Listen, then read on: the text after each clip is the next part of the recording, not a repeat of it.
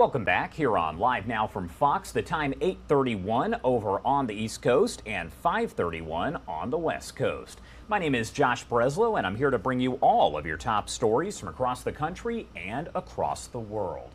I do want to take you out to a big story here that we have been following over the last day or so as we keep an eye on now Tropical Depression 2 churning there in the Gulf. I do want to bring in senior hurricane specialist there at the National Hurricane Center, John Cangialosi, to talk more about this. Thank you so much for taking the time to be here. You're welcome, Josh. How you doing? Doing good. We appreciate it. So first off, just kind of tell me where this storm appears to be headed. And the big question here, do we actually expect it to make its way into a tropical storm? Yeah, so Tropical Depression 2 is over the eastern Gulf of Mexico off the west coast of Florida. You know, when most times storms form in the Gulf of Mexico, we typically say they're going to affect somebody. I'm not sure that's the case here with Tropical Depression 2. Your first question is, can it become a tropical storm? It's possible that it barely reaches that threshold today, but I don't think this is a big concern for Florida or really any major land area because it is expected to weaken beginning tonight and probably will dissipate this weekend as it actually moves southward, which is pretty atypical, dissipates somewhere near western Cuba late tomorrow or into the day on Sunday. So Josh, not a big deal, but sort of a beginning of the season and storm as we typically get in June. Could be some rain along Florida's west coast and other portions of the peninsula, but otherwise no major impacts from Tropical Depression number 2. What is it likely that, let's say, the west coast of Florida is going to see? You talked a little bit about rain, but they're not going to see, I guess, the 35-mile-per-hour sustained winds, correct? Right. So we actually have the hurricane hunters from the Air Force out there now, and they're sampling portions of the storm. And what they're finding so far is the strongest winds are in those colors that you have on the screen, where the thunderstorms are strongest. And you can see they're off the west coast of the state and expected to stay there. So the strongest winds should stay offshore, and most of the impacts should stay offshore as well, especially because we do think the system is going to move south, paralleling the state of Florida.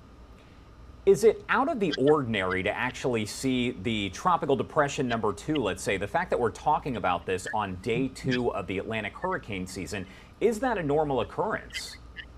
It is actually. You know, the last several years, we've actually had storms form in May. We'll go last 6 or 7 years, actually, we've had many storms form in the month of May and have had a couple of storms during the time of June. So not atypical, although the real big storms are typically occur later on in the months of August, September, and October. Pretty normal for us to see tropical depressions and tropical storms this time of year.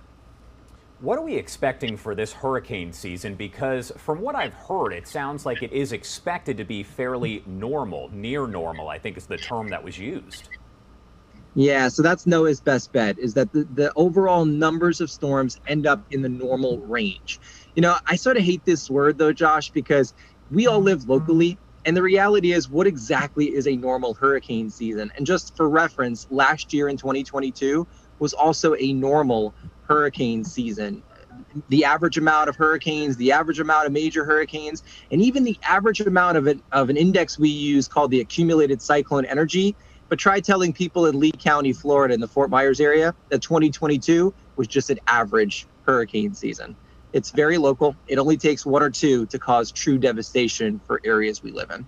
It's true, yeah. When you're talking about Ian, we all remember as it came through and pretty much decimated parts there of western Florida. What do you want people to know as we do get into the Atlantic hurricane season? How can people prepare, and what exactly do they need to know?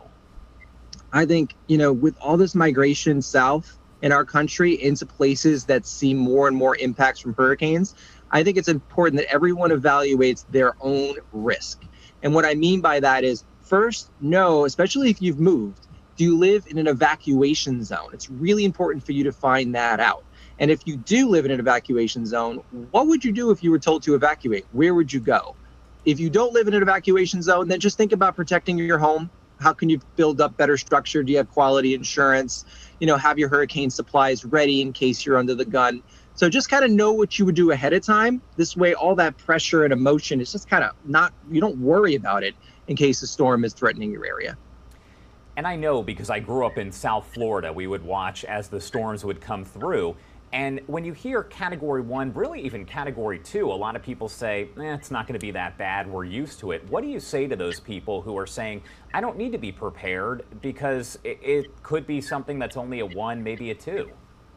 Yeah, I would say that's the biggest misconception and struggle that we have here at the Hurricane Center. The reality is the categories that we call the storms are only correlated or connected to the wind speed.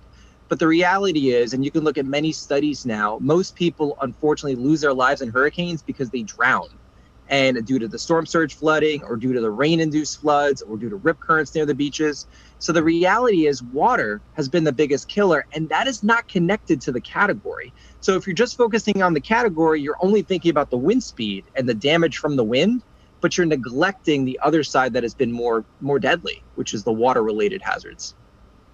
All right, John, thank you so much for taking the time to be here and help break that down. Anything else that you want to add before I let you go? First, I'll say thanks, Josh, and otherwise, just to your viewers and listeners, just stay safe this hurricane season. You don't need to fear hurricanes. You just need to make some right choices, and you'll stay protected. Yeah, just be ready. All right, thank you so much. I do appreciate you taking the time to join us. I know you guys are busy out there. Thanks, Josh. You take care. You too.